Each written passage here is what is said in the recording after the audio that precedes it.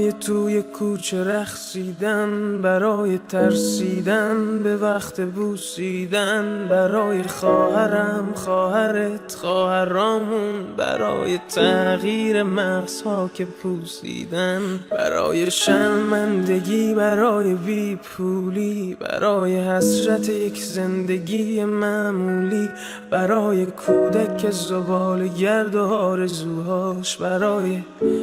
این اقتصاد دستوری، برای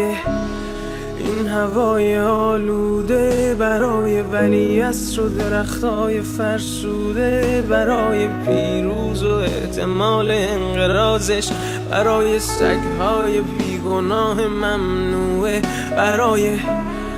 گریه های بیوقفه، برای تصویر تکرار این لحظه، برای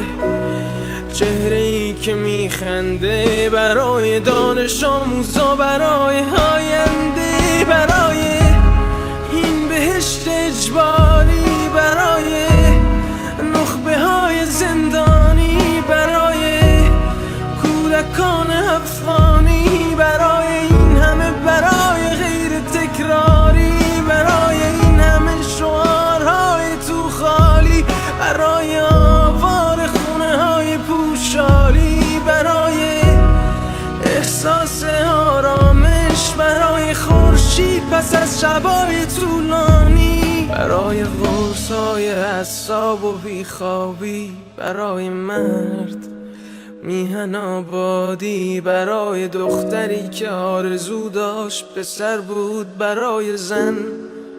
زندگی آزادی،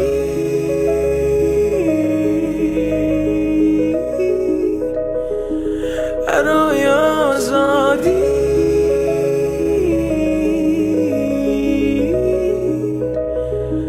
برای آزادی،